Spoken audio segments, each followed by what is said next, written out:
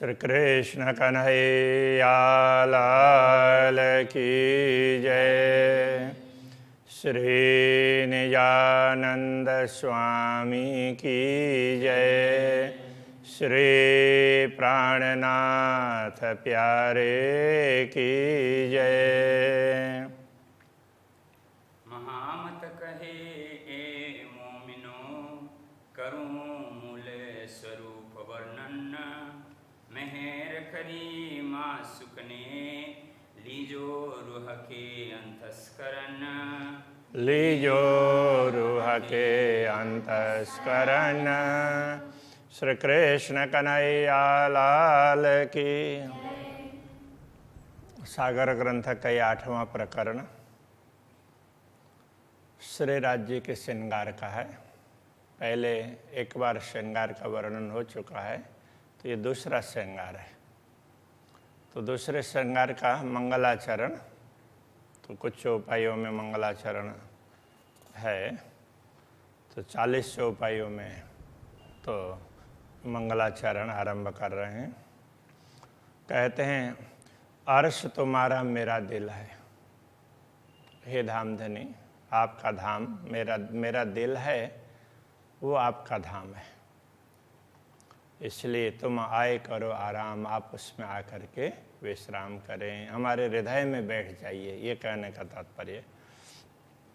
Says बिछाई रुचि रुचि के, तो आपको विश्राम करने के लिए सेज बनाए हैं, सैया। रुचि रुचि के का तात्पर्य आपको अच्छा लगे ऐसे। तो राज्य को क्या अच्छा लगता है? तो प्रेम अच्छा लगता है। तो हृदय में प्रेम भरा हुआ है, इसलिए आप उसमें बैठ जाइए।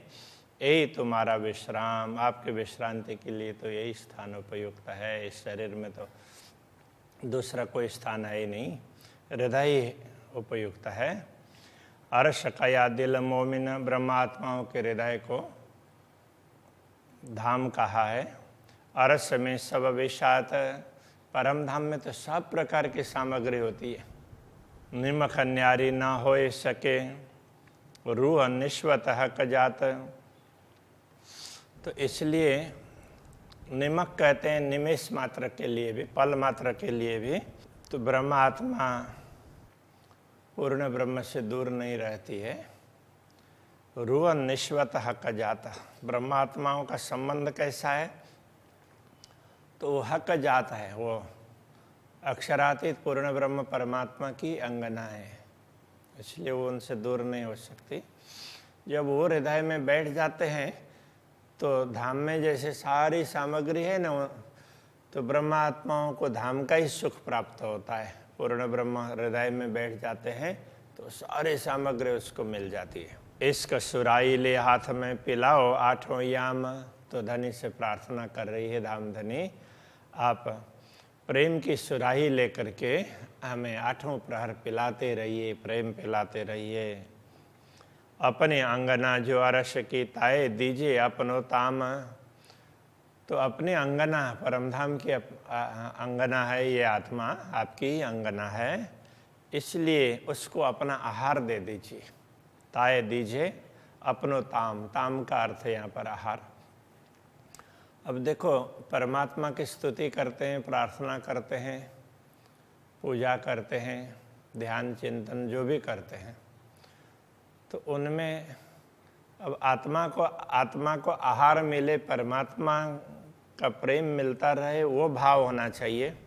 आत्मा का आहार तो वही होता है, ब्रह्मात्मा का तो आहार वही है,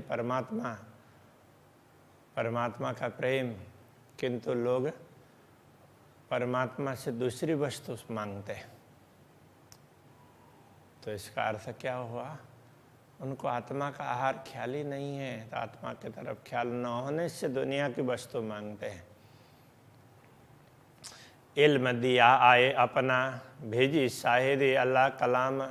आपने स्वयं ने आकर के ज्ञान दिया, सतगुरु देवचंद्र जी महाराज को ज्ञान दिया, तो स्वयं प्रकट होकर के दिया है। और आपने पहले भी अपना ज्ञान है अल्लाह कलाम, अपने वचन साक्षी के रूप में भेजे, अलग अलग धर्म ग्रंथों के माध्यम से भेजे हैं। रूहें त्रखा बनती हक की, आत्माएं तो त्रखा बनती का अर्थ होता है प्यासी। आत्माएं तो आपकी ही प्यासी है। सो चाहे धनी प्रेम काम, तो आत्माएं धाम धनी से प्रेम प्राप्त करना चाहती है। उनकी कामना यही रहती है कि पूर्ण ब्रह्म परमात्मा का प्रेम मिले। फुरमान ल्याया दूसरा जाको सुख जी नाम, तो आपके वचन, आपका आदेश लेकर के आए हैं। ऐसे अलग अलग ग्रंथों में आदेश आए हैं, तो एक आदेश उनमें से तो सुखदेव जी भी आदेश लेकर आने वाले हैं। तो श्रीमद् भागवत के लिए कह रहे हैं, श्रीमद् भागवत भी आपका ही आदेश है। दैतार्तमा गवाही ब्रह्म सृष्टि की, तो दैतार्तम तारतम दे करके गवाही ब्रह्म सृष्टि की, ब्रह्म सृष्टि की गवाही इन ग्रंथों में देखो ऐसे ऐसे गवाही है, तुम्हारी साक्षी है। गवाही का तात्पर्य साक्षी। तो ऐसा करके समझा दिया। जो उतरी अव्वल से धाम, जो पहले परम धाम से सर्वश्रेष्ठ धाम परम धाम है, अव्वल धाम, तो उससे उतरी है ब्रह्मात्माएं, उनकी साक्षी दी है अलग अलग ग्रंथों के माध्यम से। खिलवत खाना अर्श का, परम धाम का एकांत बैठक, बैठे बीच तखत श्यामा श्यामा। तो ये मूल मिलावा की बात कर रहे हैं। तो मूल मिलावा में बीच में, चबूतरे में बीच में मध्य भाग में ही श्यामा श्याम सिंहासन पर विराजमान हैं। मस्ती दीजिए अपनी, आप अपनी मस्ती अपने आत्माओं को दीजिए। ज्यों गलित हो या ही ठाम, तो इससे मुझे यहीं पर मेरा हृदय द्रवित हो जाए। कहने का तात्पर्य आनंदित हो जाऊं, मुझे देह का भान ही ना रहे, इतना आप मुझे मस्ती दे दीजिए। तुम लिखा फुरमान में, आपने अपने आदेश में लिखा है, हक अर्श मोमिन कलुब, तो ब्रह्मात्माओं के हृदय है वही परमात्मा का धाम होता है, ऐसा करके आपने लिखा है। सो सुख न पालो अपना, अब उन वचनों को आप पालन कीजिए और हमारे हृदय में आकर बैठ जाइए। तुम हो मेरे महबूब, आप मेरे प्रियतम हैं, आप हृदय में बैठ जाइए। और वे लिखा समनून को, समनून नाम का कोई राजा था, तो वो भी चिंतन किया करता था। तो उसके लिए भी लिखा हक दोस्ती में पातशाह, उसको भी संदेश भेजा है। उसने भी कुछ बातें बताई है। तो क्या बताई है? हक दोस्ती में पातशाह, परमात्मा तो दोस्ती करने वालों में तो सम्राट होते हैं, सबसे मित्रता रखने में तो परमात्मा सम्राट होते हैं, ऐसा करके उसने कहा। उसके द्वारा आपने बातें कहलाई है। हम सो कौल पालो अपना, अब उन वचनों को पालन कीजिए, आप हमारे साथ में दोस्ती कीजिए, हमारे दिल में बैठ जाइए। मैं देखूं महबूब की राह, तो मैं अब महबूब की राह देखती हूँ। मेरे प्रियतम धनी मेरे हृदय में कब बैठते हैं उसकी राह देखता हूँ, इस प्रकार कह रहे हैं। कहूँ अवलों जाहिर ना हुई, अब तक ये बातें स्पष्ट नहीं हुई थी। अरस बका हरस हक सूरत, कौन कौन सी बातें? पूर्ण ब्रह्म परमात्मा का धाम और उनका स्वरूप अभी तक दुनिया में कभी भी स्पष्ट रूप से नहीं बताए गए। हृदय आओ तो कहूँ, इत बैठो बीच तखत, कि आप हृदय में आ जाएं और हृदय रूपी सिंहासन में विराजमान हो जाएं, तो दिव्य धाम की बात, आपके स्वरूप की बात तभी तो बताई जा सकती है दुनिया में। अभी तक तो ये बातें निकली नहीं हैं, तो अभी आप निकलवा रहे हैं, तो हमारे हृदय में आकर के बैठ जाइए, ये प्रार्थना कर रहे हैं। ए वजूद न खूबी ख्वाब की, ए कदम हक बक्का के, यह वजूद, यह शरीर है, ये ख्वाब की है। ख्वाब का तात्पर्य स्वप्न का शरीर है। इसमें वो विशेषता नहीं है कि परमात्मा के स्वरूप का वर्णन कर सके। इसमें एक ख्वाब के वजूद होने से उसमें एक खूबी नहीं है। एक कदम हक बक्का के चरणों का वर्णन करे, उसके लिए ये सक्षम नहीं है। ढूंढियाँ बुजुर्गों इब्तदाए से, समझदार लोगों ने पहले से ही आदिकाल से ही पूर्ण ब्रह्म परमात्मा के चरण ढूंढे हैं, कैसे प्राप्त हो जाए ऐसा करके। इत जाहिर न हुए कबू, ये कभी भी उनके चरण दुनिया में जाहिर नहीं हुए। तो उनका स्वरूप जाहिर होगा तो चरण भी होंगे ना, तो यह चरण से वर्णन करना चाह रहे हैं, इसलिए चरण की बात कर रहे हैं। उज्ज्वल लाल तली पाँव की, पाँव तली का मतलब चरण का तल का भाग है, तो वो बड़ा उज्ज्वल है, लाल और उज्ज्वल है। रंग रस भरे कदम, उनके कदम है रंग से भी, प्रेम रंग और उनमें रस से भरे हैं। देखने पर न इतना आनंद आता है, उसमें से रस निकल रहा हो और हम पान करते रहें ऐसा लगता है, देखते ही रहें ऐसा लगता है। छवि सलू की अरस अंग की, परमधाम के अंगों की शोभा, छवि उनकी आकृति और सलू की उनकी सुंदरता है, तो वो तो बता ही नहीं जा सकती। रुएं छूटे क्यों दम, तो ब्रह्मात्माओं का दम कैसे छूटेगा। तो ब्रह्मात्माएं तो एक टक देखती रहे ऐसा लगता है, वो देखते ही रह जाए। तो ऐसे धामधनी के चरण कमल है, उनसे छूटने वाले नहीं हैं। मिही लीके चरणों तली, चरण तल में लीके मतलब रेखाएं बड़ी बारीक हैं। रूह के दिल से छूटत नाई, तो वो ब्रह्मात्माओं के दिल में अंकित हो जाते हैं ना, तो उससे छूटते नहीं हैं। आत्मा से, आत्मा के दिल से तो वो छूटेंगे ही नहीं। ए निश्वत भई अरस की, क्योंकि ये तो परमधाम का संबंध है ना, इसलिए लिखी रूह के ताले माहे, तो ये ब्रह्मात्माओं के भाग्य में ही लिखे हैं ये चरण कमल, इसलिए उनसे ब्रह्मात्माओं से ये छूटते नहीं हैं, आत्मा से छूटने वाले नहीं। नख अंगूठे अंगुरियाँ सिफत न पहुँचे सुकन्ना, तो इन चरणों के नख है, अंगूठे के नख है, अंगुरियाँ हैं उनके नख है। सिफत न पहुँचे सुकन्ना, इन सुकन के द्वारा, इन वचनों के द्वारा उनकी महिमा नहीं बताई जा सकती। आसमान जिमी के बीच में, रूह याही में देखे रोशन, आसमान से लेकर के भूमि में जहाँ भी दृष्टिपात करें तो वहाँ ऐसा प्रकाश नहीं दिखाई देगा जैसा प्रकाश इन चरणों में से निकलता है। इसलिए रूह याही में देखे रोशन, इन्हीं चरणों में प्रकाश देखती है ब्रह्मात्माएं, इसलिए उनको तो चरण दिखते ही रहते हैं।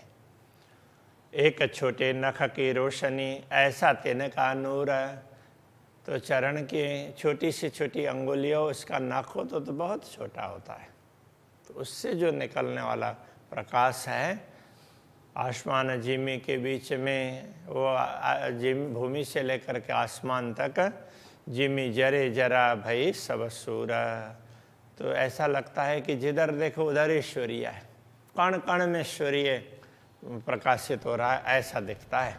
देख सलू की अंगूठों, अंगूठी की सुंदरता को देखते हैं, अंगूठे के, हाँ, और अंगुरियों सलू की, और अंगुलियों की सुंदरता, अंगूठे और अंगुलियों की सुंदरता देखते हैं तो देखते ही रह जाते हैं। उतरती छोटी छोटेरी, अंगूठा बड़ा है, फिर दूसरी अंगुली उससे थोड़ी सी छोटी है, फिर तीसरी चौथी, ऐसे छोटी छोटी छोटी होती जा रही है। जो हृदय में छवि फबी, तो ये सारी छवि है हृदय में फब गई, मतलब हृदय को अच्छी लगी, भा गई दिल को। लाल नरम उज्ज्वल अंगुरी, अंगुरी कैसी है, उज्ज्वल लाल है और लाल लाल अंगुली है और बड़ी कोमल है। फना टाकन घूंटी कांडों, तो फना का तात्पर्य चरण तल से ऊपर का भाग है, तो इसको चरण पृष्ठ कहते हैं संस्कृत में। तो जैसे हाथ का ये करतल हो गया, कर पृष्ठ हो गया, ऐसे चरण का चरण तल और चरण पृष्ठ, तो ये उसको ही पहुँचा बोलते हैं, तो उसको फना भी बोलेंगे। और वो ऊपर का भाग, तो ये उसको हो गया, चरण का आगे का भाग है उसको फना बोलते थे।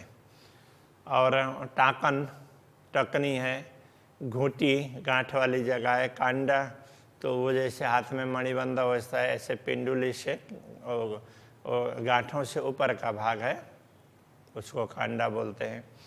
8 जाम रस बक्का पहुँचे रूह के तालुमो।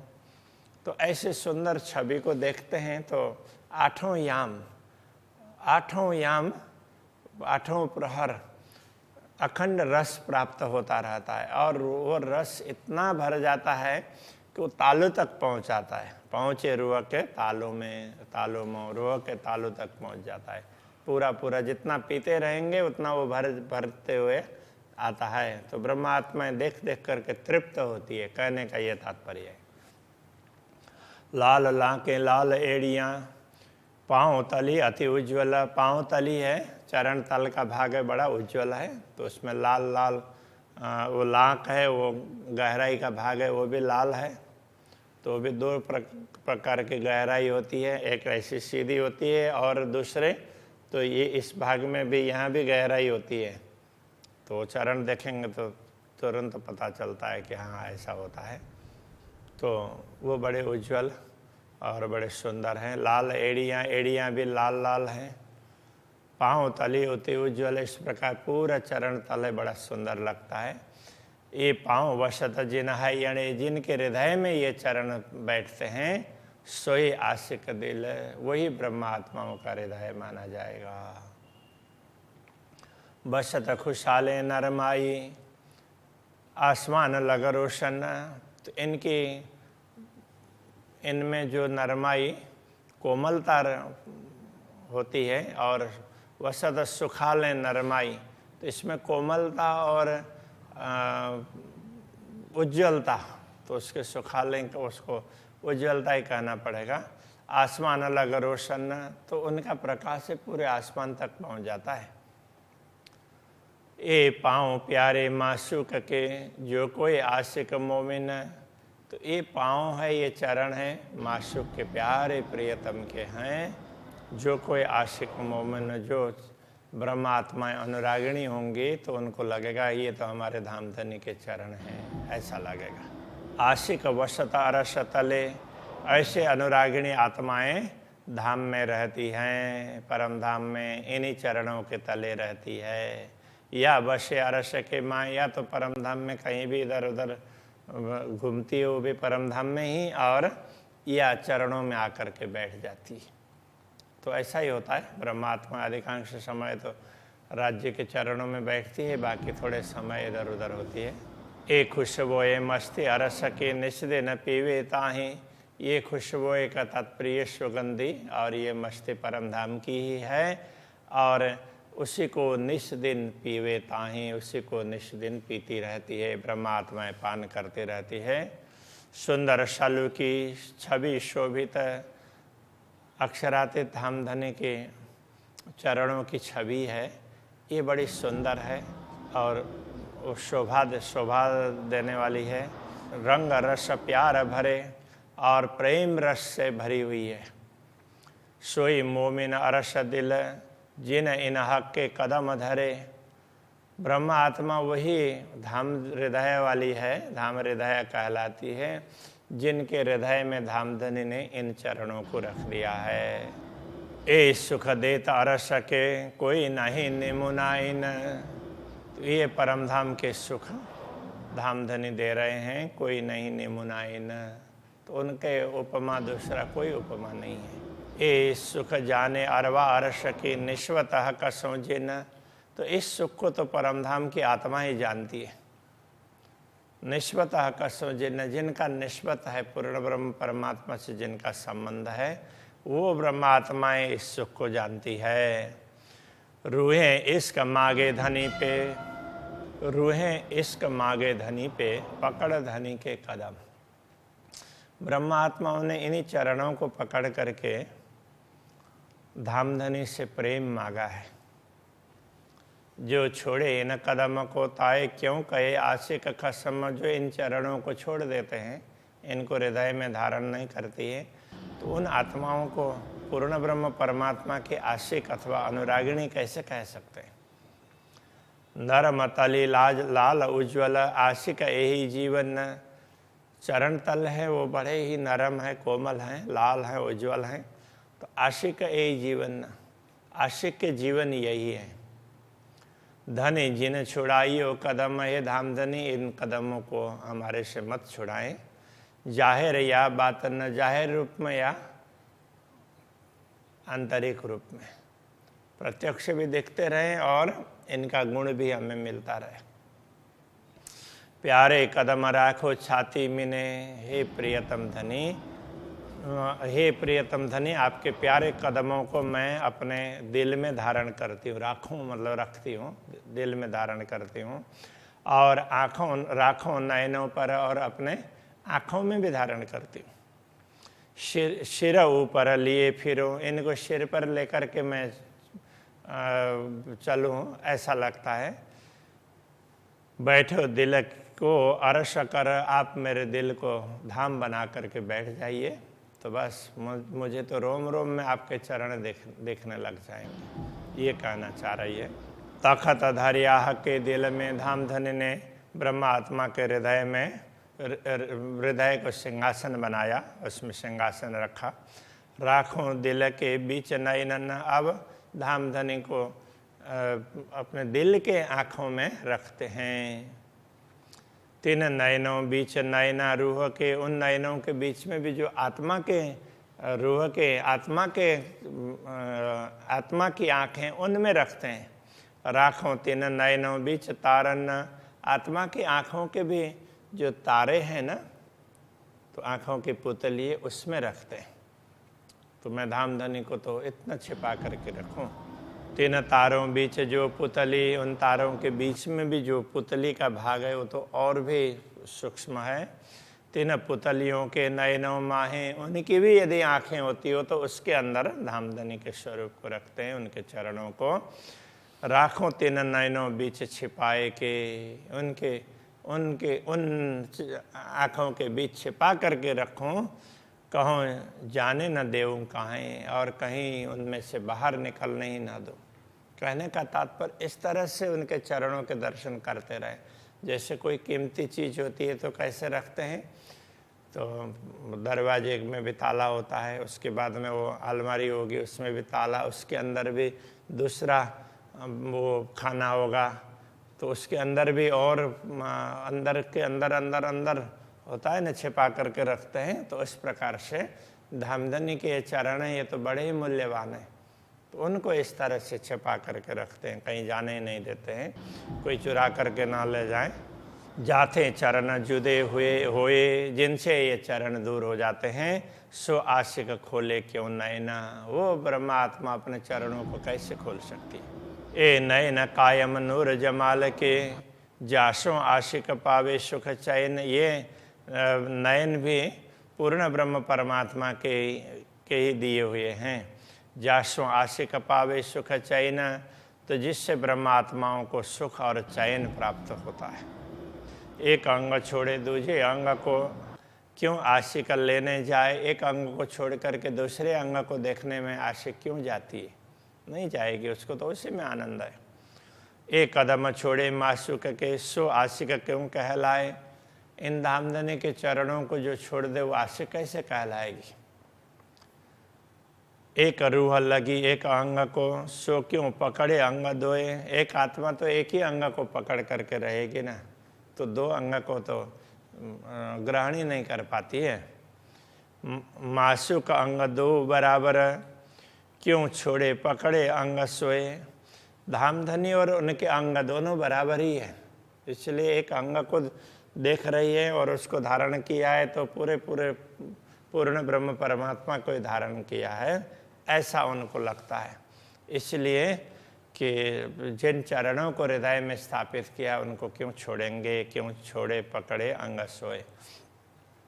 जो कोई अंग हल्का लगे और दूजा भारी होए, यदि एक को छोड़ करके दूसरे में तो कब जाते हैं, यदि एक हल्का लगता हो, जो देख रहे हैं और जिसको धारण किया वो हल्का लगता हो और दूसरा उससे अच्छा लगता हो, तो उसको छोड़ करके दूसरे में जाते हैं।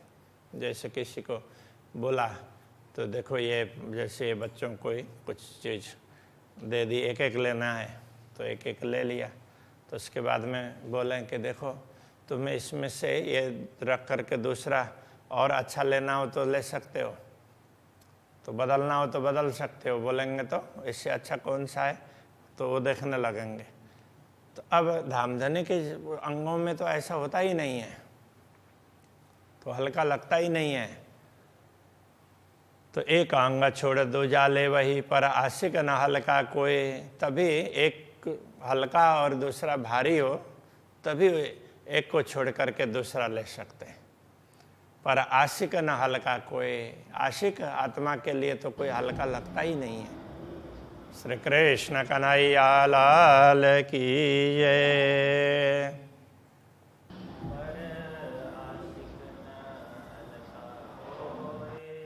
पर आशिक न हल्का कोई,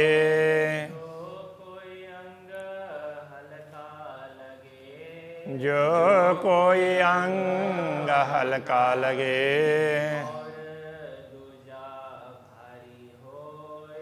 और दूजा भारी होए।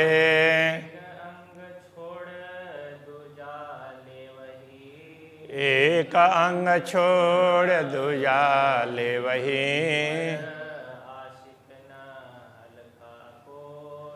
पर आशिक न हल्का कोई।